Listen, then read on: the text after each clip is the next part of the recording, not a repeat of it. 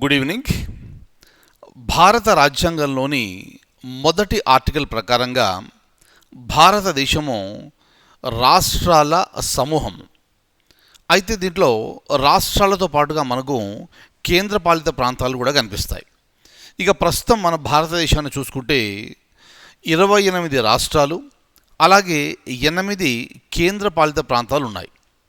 2019 సంవత్సరంలో జమ్మూ అండ్ కాశ్మీర్ రాష్ట్రాన్ని విభజించి 2 కేంద్రపాలిత ప్రాంతాలు ఏర్పాటు చేయడం జరిగింది. ఒకటి జమ్మూ అండ్ కాశ్మీర్, రెండవది లద్దాఖ్. సో ఈ ఇన్సిడెంట్ జరిగిన తర్వాత మనకు మొత్తం రాష్ట్రాలు వచ్చేసి 28. అలాగే ఆ తర్వాత జరిగిన పరిణామాల్లో మనం చూసుకుంటే దమన్ అండ్ దియు, దాద్రా అండ్ నగర్ హవేలీ అనే 2 సపరేట్గా వేర్వేరుగా ఉండే యూనియన్ టెరిటరీస్ కేంద్రపాలిత ప్రాంతాలని కలిపి ఒకే కేంద్రపాలిత ప్రాంతంగా ఏర్పాటు చేయడం జరిగింది. అంటే దీని అర్థం ఏమిటి?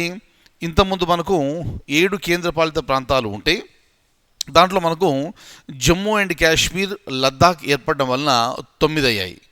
ఈ 9లో మళ్ళీ 2టిని మెర్జ్ చేయడం జరిగింది. సో కలపడం జరిగింది. కాబట్టి ఇప్పుడు మొత్తం మనకు కేంద్రపాలిత ప్రాంతాల సంఖ్య ఢిల్లీతో సహా కలుపుకొని 8. అంటే 28 రాష్ట్రాలు, 8 కేంద్రపాలిత ప్రాంతాలు. ఇక రాజ్యాంగంలోని మన 6వ భాగాన్ని కనుక మనం చూస్తే అది రాష్ట్రాల గురించి చెబితే రాజ్యాంగంలోని 8వ భాగంలో కేంద్రపాలిత ప్రాంతాల గురించి చెప్పడం జరిగింది.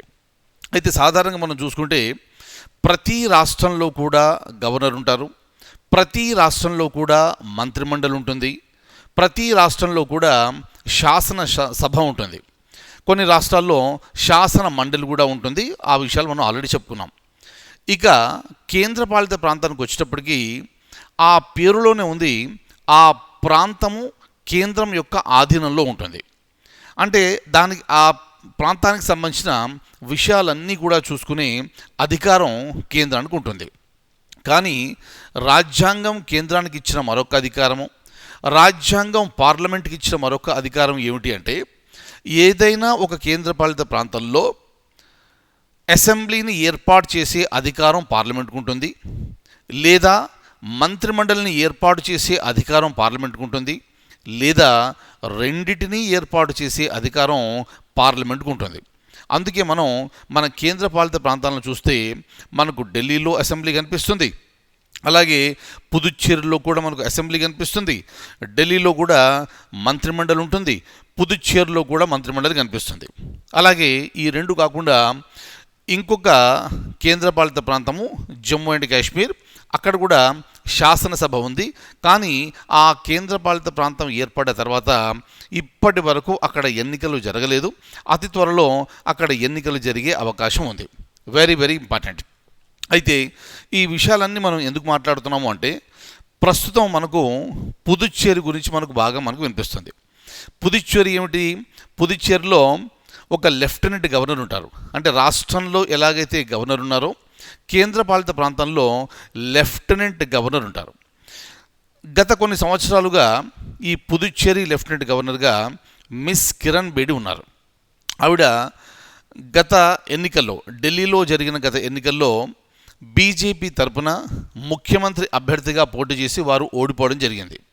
సో ఆ ఓటమి పాలైన తర్వాత వారిని పుదుచ్చేరికి లెఫ్టినెంట్ గవర్నర్గా నియమించడం జరిగింది.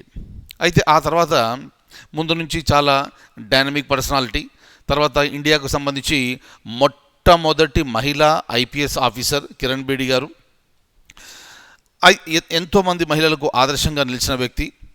అయితే పుదుచ్చేరిలో లెఫ్టినెంట్ గవర్నర్గా నియమింపబడ్డ తర్వాత మంత్రిమండలి సలహాతో సంబంధం లేకుండా అధికారులకు డైరెక్ట్గా ఆదేశాలు ఆవిడ ఇస్తున్నారు అని ఒక ఆరోపణ. దానికి సంబంధించి ఆ ముఖ్యమంత్రి, పుదుచ్చేరి ముఖ్యమంత్రి నారాయణస్వామి గారు ఉండేవారు ఇన్ని రోజులు. వారు కేంద్రానికి ఫిర్యాదు చేస్తే వారు ఎటువంటి చర్యలు తీసుకోలేదు. కానీ ఇటీవల జరిగిన ఈ లేటెస్ట్ డెవలప్మెంట్స్లో లెఫ్టినెంట్ గవర్నర్గా ఉన్న మిస్ కిరణ్ బేడి గారిని ఆ పదవి నుంచి తొలగించడం జరిగింది. మరి ఆ పదవి ఖాళీగా ఉంటే ఎలా? ఆ పదవిలో ఎవరో ఒకరు ఉండాలి. కాబట్టి వెంటనే ఏం చేశారంటే, తెలంగాణ రాష్ట్రానికి చెందిన గవర్నర్ తెలంగాణ రాష్ట్ర గవర్నర్ ఎవరు? తమిళసై సౌందరరాజన్. ఆవిడ్ని పుదుచ్చేరి లెఫ్టినెంట్ గవర్నర్గా టెంపరీగా అంటే యాక్టింగ్ లెఫ్టినెంట్ గవర్నర్గా నియమించడం జరిగింది. అది యాక్టింగ్ లెఫ్టినెంట్ గవర్నర్ అయినా లేదా ఫుల్ టైం లెఫ్టినెంట్ గవర్నర్ అయినా కూడా వారు ప్రమాణ స్వీకారం చేసిన తర్వాతనే బాధ్యతలు నిర్వర్తించవలసిన అవసరం ఉంది. ఆ మేరకు వారిని అపాయింట్ చేసింది రాష్ట్రపతి అయినప్పటికీ వారి చేత ప్రమాణ స్వీకారం చేయించింది ఎవరు అంటే మద్రాసు హైకోర్టుకు సంబంధించిన చీఫ్ జస్టిస్. సో ఈ విధంగా అన్ని డెవలప్మెంట్స్ అయ్యాయి. తర్వాత ఇక పుదుచ్చేరి అసెంబ్లీని కనుక చూసుకుంటే అక్కడ ఎన్నిక అయ్యే అభ్యర్థుల సంఖ్య, ఎన్నిక అయ్యే ఎమ్మెల్యేల సంఖ్య 30. అలాగే ఒక ముగ్గురిని నామినేట్ చేసే అవకాశం కూడా ఉంది. ఈ 30+3 కలిపి 33, మొత్తం అక్కడ 33 మంది ఎమ్మెల్యేలు ఉన్నారు. కానీ ఇటీవల జరిగిన పరిణామాల్లో నలుగురు, ఒక మంత్రి, ఒక ముగ్గురు ఎమ్మెల్యేలు రాజీనామా చేస్తే ఒక అభ్యర్థిని డిస్క్వాలిఫై చేయడం జరిగింది, అనర్హుడిగా ప్రకటించడం జరిగింది. అంటే 33 నుంచి కాస్త స్ట్రెంత్ 28కి వచ్చింది. మరి 28 మంది ఉన్నప్పుడు ప్రభుత్వానికి మెజారిటీ ఉందా లేదా తెలియాలి అంటే ఆ ప్రభుత్వానికి 28 మందిలో కనీసం 15 మంది సభ్యుల మద్దతు ఉండాలి. మరి మద్దతు ఉందా లేదా తెలియాలి అంటే సరైన ప్లాట్ఫామ్ ఏది అంటే అసెంబ్లీ. వెంటనే లెఫ్టినెంట్ గవర్నర్గా బాధ్యత చేపట్టిన తమిళసై సౌందరరాజన్ గారు వెంటనే బల పరీక్ష నిరూపించుకోవాల్సిందిగా ఆదేశాలు ఇవ్వడం జరిగింది. దానికి తగ్గట్టుగా ఇటీవలే సభను నిర్వహించి బల పరీక్షకు వారు సంసిద్ధులయ్యారు. కానీ ఈ చర్చ జరిగిన తర్వాత వారికి తెలిసిపోయింది ఎట్టి పరిస్థితుల్లో వారికి మెజారిటీ రాదు అని. వెంటనే వారు చర్చ జరుగుతున్న సమయంలోనే ముఖ్యమంత్రి మిగతా మంత్రులు బయటకు వెళ్ళిపోయి డైరెక్ట్గా లెఫ్టినెంట్ గవర్నర్ని కలిసి రాజీనామా పత్రాన్ని సమర్పించడం జరిగింది. వెంటనే లెఫ్టినెంట్ గవర్నర్ ఆ రాజీనామా పత్రాలని రాష్ట్రపతికి పంపితే రాష్ట్రపతి వాటిని ఆమోదించడం జరిగింది.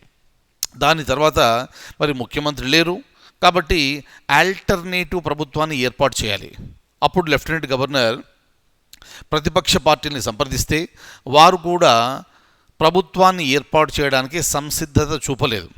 కాబట్టి వెంటనే తన అధికారాన్ని ఉపయోగించుకొని రాజ్యాంగంలో రాష్ట్రంలో అంటే ఇక్కడ యూనియన్ టెరిటరీ, ఈ కేంద్రపాలిత ప్రాంతంలో ఈ కాన్స్టిట్యూషనల్ మెషినరీ ఫెయిల్ అయిందన్న రీజన్తో ఆవిడ రాష్ట్రపతి పాలనకు సిఫారసు చేయడం జరిగింది. ఆ రాష్ట్రపతి పాలనని కేంద్ర క్యాబినెట్ ఆమోదించింది. సో ఈ డెవలప్మెంట్స్ అన్నిటి వలన మనకు పుదుచ్చేరిలో ప్రస్తుతం మనకు రాష్ట్రపతి పాలన కనిపిస్తుంది. అంటే కొన్ని నెలలు రాష్ట్రపతి పాలన ఉంటుంది. అతి త్వరలో అసెంబ్లీకి ఎన్నికలు జరగబోతున్నాయి. ఆ ఎన్నికలు జరిగిన తర్వాత ఏ పార్టీకి అయితే మెజారిటీ వస్తుందో, ఏ పార్టీలకు సంకీర్ణ పార్టీలకు మెజారిటీ వస్తుందో వాళ్ళు మళ్ళీ ప్రభుత్వాన్ని ఏర్పాటు చేసే అవకాశం ఉంటుంది. కాబట్టి జ్ఞాపకం పెట్టుకోండి, ఇది కేవలం రాష్ట్రపతి పాలన అనేది కేవలం రాష్ట్రాల్లోనే కాదు, అది కేంద్రపాలిత ప్రాంతాల్లో కూడా విధించడం జరుగుతుంది. కానీ జ్ఞాపకం పెట్టుకోవాల్సింది ఏమిటంటే అన్ని కేంద్రపాలిత ప్రాంతాల్లో దీన్ని విధించరు. ఏ కేంద్రపాలిత ప్రాంతాల్లో అయితే అసెంబ్లీ ఉందో, ఏ కేంద్రపాలిత ప్రాంతాల్లో అయితే మంత్రిమండలి ఏర్పాటు చేశారో అక్కడ మాత్రమే దీన్ని వినియోగించే అవకాశం ఉంది. ఈ పాయింట్స్ అన్ని మీరు ఎగ్జామినేషన్ పాయింట్ ఆఫ్ వ్యూ జ్ఞాపకం పెట్టుకోవాలి. చూడండి, ఇక్కడ ఇంపార్టెంట్ ఏంటంటే రాష్ట్రపతి పాలన అనేది ఎప్పుడు కూడా విమర్శలకు గురవుతుంది. మరి దాంట్లో ఎంత న్యాయబద్ధత ఉంది అనేది ఇంపార్టెంట్, రైట్? సో ఈ డెవలప్మెంట్స్ అన్నీ కూడా అది పుదుచ్చేరిలో కావచ్చు, రేపు ఇంకో రాష్ట్రంలో కావచ్చు, ఎక్కడైనా కావచ్చు, అది ఎగ్జామినేషన్ పాయింట్ ఆఫ్ వ్యూ చాలా చాలా ఇంపార్టెంట్. ఇప్పుడు నేను చెప్పిన పాయింట్స్ అన్నీ కూడా పేర్లతో సహా మీరు జ్ఞాపకం పెట్టుకోవాలి. Fine. So thank you so much.